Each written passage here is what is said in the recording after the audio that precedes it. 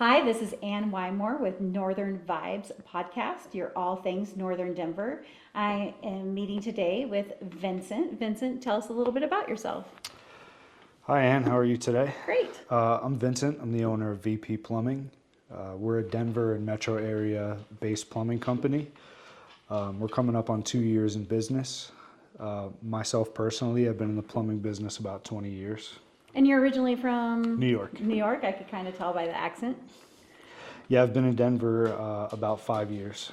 So, what brought you to Denver? The same thing that brings everybody else to Denver, I guess. So, are you a just mountain good guy? weather and love the mountains and love the city, and it was a good change of pace for me. Yeah. Well, I wanted to introduce you guys to Vincent because he is my go-to plumber on so many different things. I just recently bought a house and our water wasn't the greatest. No. So Vincent came over, he installed a water filtration system, fixed a faucet, did some other things, and has really just been there through our business. And so I really wanted to interview him and talk to him about the things. Number one, maintenance, and number two, what are some of the average like calls you get? How do you take care of it? Some different things like that. So what do you think people like what maintenance do people need to do on new homes when they get them? So I think the question I get asked most is about water heaters. Okay. Regular maintenance on water heaters is a great thing, but if you have an aged water heater, it's not the same maintenance schedule as it would be for a new water heater. Oh, okay. So ideally, if you have a new home with a new water heater that's been installed within the past 2 years, you want to shut the valve and do a complete flush to get all of the sediment out at least once a year. And that'll increase the efficiency and the lifespan of your water heater. Now, if you're moving into a home that has an older water heater that's been 5, 10, 15, I've even seen 20 and 25 years, that changes a little bit of the maintenance. When you get to the very aged water heaters, draining it is not always The the best best stuff? thing to do, because inside the tank there's a liner, and as the sediment builds up, if there are pinholes, it could be the sediment that's keeping the tank from leaking. Oh, okay. So the holes will be clogged up by the sediment. The best thing to do if you have an old water heater before you do any maintenance is to have a qualified plumber look at it and just go through the schedule of. I messed up. No, keep going. Because we get to fix it. Yeah. So have a qualified plumber go through the checklist of all the maintenance for a water heater. So your shutoff valve, does your bleed valve and your relief valve, are they functioning properly? If there's any rust on the tank, the integrity of the outside of the tank and what you can view on the inside of the tank, as well as the burner and the pilot and everything on the bottom that keeps the hot water flowing. So just have a qualified plumber come out before you like start draining just your average water Yeah. heater. If you haven't installed the water heater yourself, or if it's older than 2 years old, don't flush it out. Don't flush it out until you have a qualified plumber take a look at it. And that's for the extremely aged water heaters, which I always recommend changing, because even if the outside of the tank looks visibly good with no rust or oxidation, it doesn't necessarily mean that the inside of the tank is good. They're given lifespans and warranties for a reason, and that can be anywhere from 6 years to 12 years to 15 years, depending on the model that was installed. Once a plumber deems that this can be drained, in an older water heater, it's best practice to fully drain the water heater. So you basically would just be draining, about 5 gallons of the water heater just to release the sediment that gets on the bottom of the tank. Now with a new water heater, if you're doing regular maintenance once a year, then it's going to increase the lifespan. It won't even give a chance for sediment to build up, because when sediment builds up in a water heater, it's going to build up in the tank, and then that's also going to bring itself through the piping in the house, where sediment can get to your fixtures, your faucets, and just throughout the home. Okay. Well, so what about a tankless water heater? Do you have to do anything special with those? So there is some maintenance on a tankless water heater. It's kind of a whole different thing. But it's not something the average homeowner should do with a tankless. We should hire someone. Yeah, I would. So for a tankless water heater, you'd hire a professional Yeah. to do the maintenance. That makes sense to me. I don't know if I'd want to mess Yeah, with one of those. those can get pretty involved, and they're not typically drained like a specific water heater because there's no tank and there's nowhere for Oh, okay. water to build up. So yearly or even bi-yearly would be a good maintenance schedule for a tankless water heater with a professional. Okay.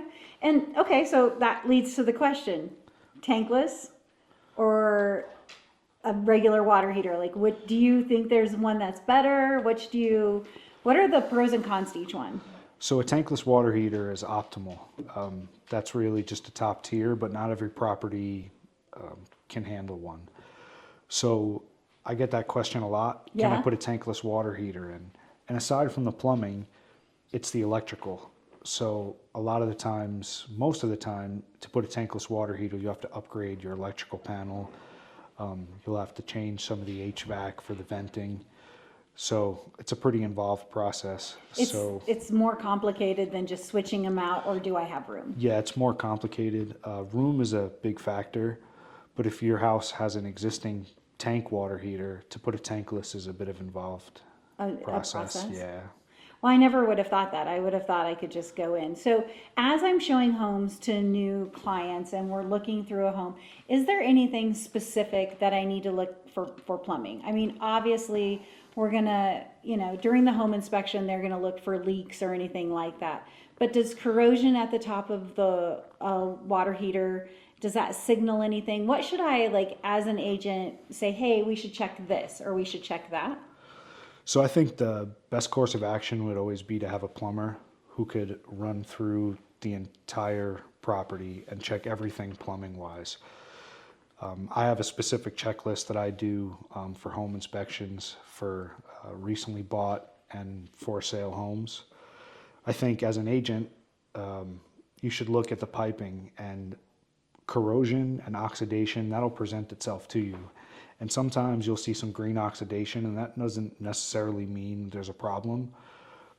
When piping is installed and it's soldered, use flux. And what flux is an acid that cleans the pipe to take the solder so it can join the copper together. If that's not cleaned up properly, eventually it'll cause some green oxidation, but it doesn't necessarily mean that it's a leak. Another thing would be to check the main shutoff valve to see, does it function? Does it close completely? Because I get that question often, and I run across that often. I'm doing a job and you need to shut the water off in the house. Then you find out the valve closes, but it doesn't close completely and there's still water bleeding by. Okay. So then you either have to call the city to come and shut the water off at the meter, or they give you permission to go ahead and shut the water off out at the street at the curb. When looking at main shutoff valves, there are two valves. There's a ball valve, which is a handle, and then there's a gate Twist. valve, which is a turn knob. Okay. So the gate valves are kind of antiquated, and I'm very wary of touching gate valves that have been existing. So my recommendation is, if you do have a gate valve, to change that to a ball valve. Because if you shut the water off and it shuts off completely, great, you might not be able to get it back open. So That's not. yeah. So how much do you charge to have how much do you charge to come out and just, like, for a home inspection to check? It depends on the size of the home, but it's generally between around $250 and $350. Okay. So if the if the home inspector calls out, hey, we should get a plumber out here, that's how much you look at, basically? I think it depends on the property itself, because if there's a home inspector who's already done an inspection and wants me to look at one specific thing, it wouldn't be running through the whole property. Cheaper So it's basically a home inspection that's plumbing forward. Oh, okay. Yeah. So if there's any. Yeah, so you check basically all the exposed piping on the crawl space in the attic, check the hoses on the outside of the property, check all the faucets and toilets, make sure the toilets don't wobble or shake, that the faucets all work correctly. There's no drips and leaks, obviously, on any of the faucets or drains, and noticing any rust or oxidation. Then you go through the water heater checklist, make sure that the floor drains and the relief valve and everything is just functioning properly. What's the craziest thing you've ever seen at a home, plumbing wise? I'm not sure I could pick the craziest thing because I do see a lot of things. One thing I saw was a washing machine that was piped through a wall and drained into a bathtub. So the person couldn't do laundry and shower at the same time. And then every time they shower, I just assumed it was all dirty washing machine water in the tub. So that was a pretty interesting one. But I've seen a few. Okay. Next, one more. Okay. Because that's crazy. What else? The only other question that I have is, so like as we're going through, there's not like certain things to like that are super noticeable, you know, when you're doing the home inspection, like when you're like walking through or anything like that. But what would you say, like, if I could tell a new homeowner one thing, what would it be? I think it would be, the first thing would be to locate your main shutoff valve and make sure that it functions properly. Because if you have a leak, which over the course of or just over the lifespan of a home, you're always going to have something pop up. It's just the nature of being a homeowner. If you have a leak and you call your plumber, he can be the best, fastest plumber in the world. And if it takes him 2 hours to get there, for that 2 hours, you're going to have water dripping everywhere, which can cause damage to the walls, the floors, wherever the leak is located. Now, if you're in certain service areas and you can't get a plumber immediately, if you don't know where your shutoff valve is, you're just going to have continually leaking water, which can take a small fix, you know, a couple $100 and make it a homeowner's insurance claim, and, you know, make it tens of thousands of dollars. And I think that everybody in your home of age, you feel comfortable. So if you have younger kids and you feel comfortable, they know where the shutoff valve is, just in case of emergency. I think that's really important. Do we have shutoff valves in townhomes and condos and different places like that? So every property will have a shutoff valve. That's code. Okay. So every property will have a shutoff valve.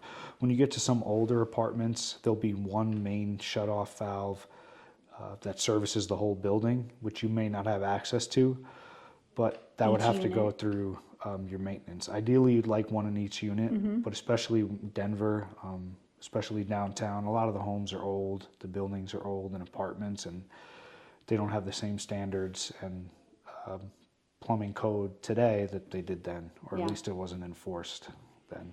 And what kind of education do you need to be a plumber, like where you're at? So I've been plumbing for about 20 years. I did a formal apprenticeship in New York with the union.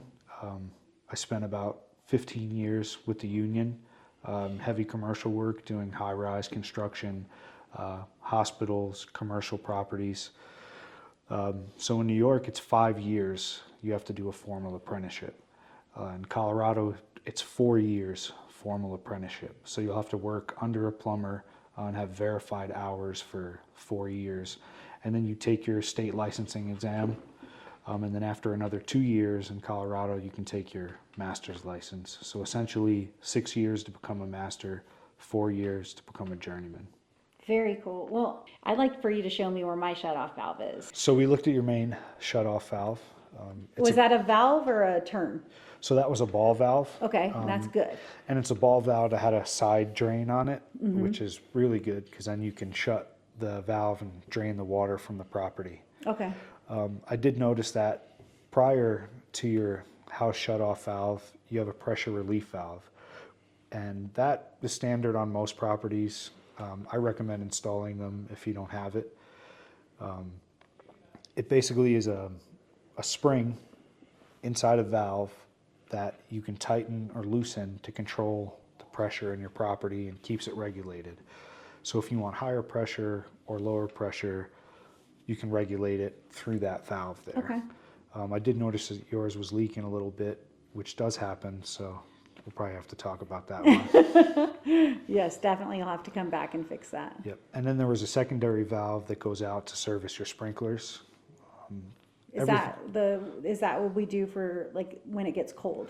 So when it gets cold, you'll go outside to the backflow preventer, which you'll notice it'll come out of the house, usually out of the sidewall, sometimes from underground, and it comes up to the backflow that looks like a bell on top, and then it'll go back down. And then every winter, you should have that either by a sprinkler service tech, a landscaper, or a plumber should attach some air and blow out your sprinklers so it doesn't freeze over the winter.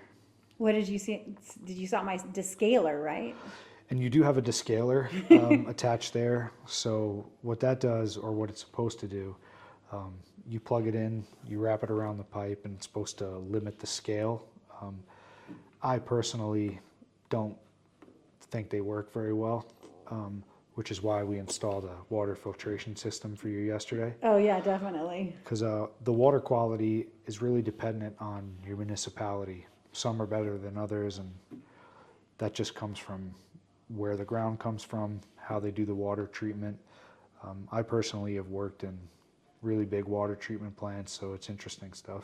Yeah, definitely. Well, thank you so much for coming over. No problem. Looking all that over. I think that we're just going to add that to the invoice, is getting that new valve put on. Yep. And we'll just go from there. Thank you again so much for coming out. No problem, thank you. And then there was something under your sink that I was going to have to check Oh out yes, that you have I to work on noticed. that.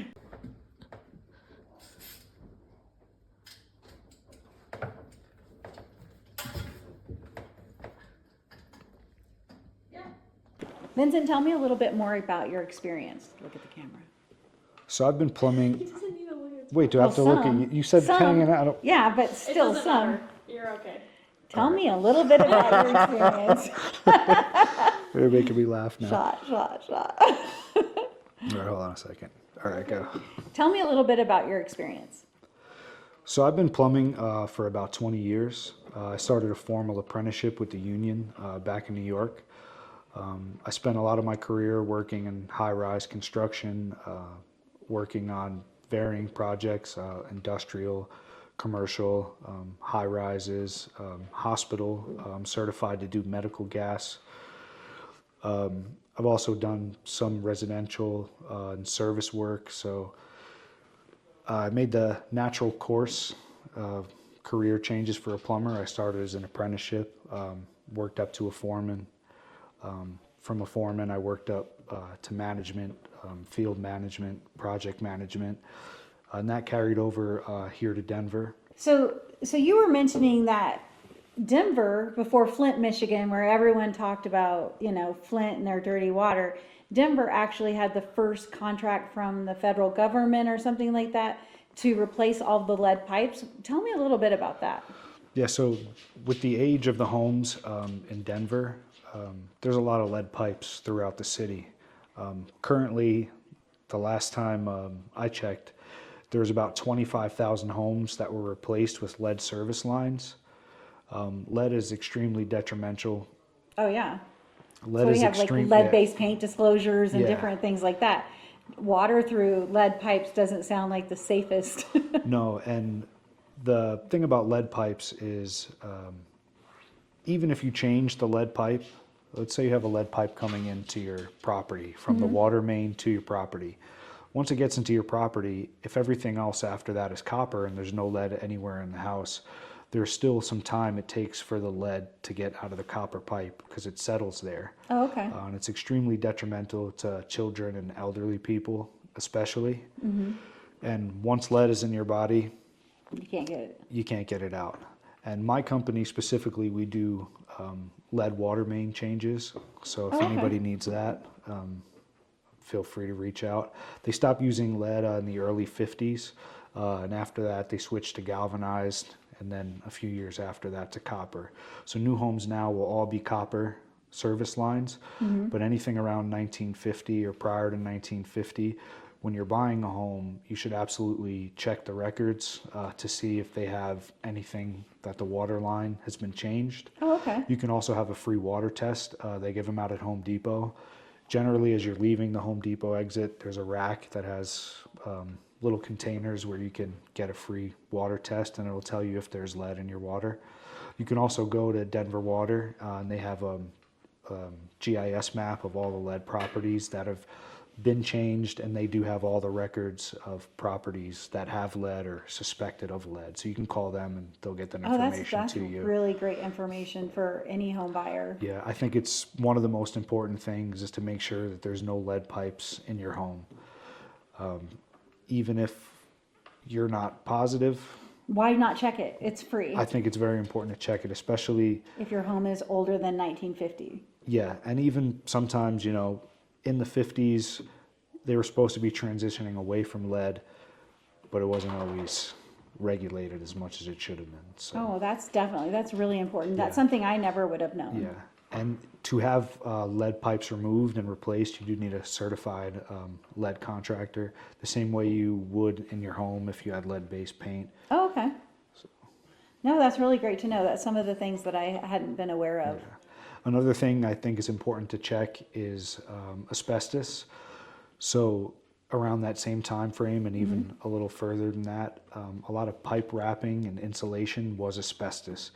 So if you have asbestos in your home, the best thing to do is to not touch it, because asbestos Encapsulate, right? You can encapsulate it and you can cover it, but don't touch it at all. You can have a certified abatement specialist or a plumber who has a lead certification and asbestos certification come look at your property, because asbestos isn't necessarily terrible until it's aggregated and it becomes airborne.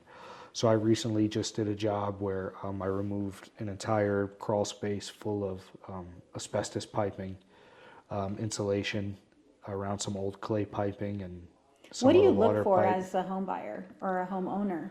How would you know? If the insulation looks old, as a homeowner with really, you know, no knowledge of different types of insulation, if you can see that it looks old and it's usually white.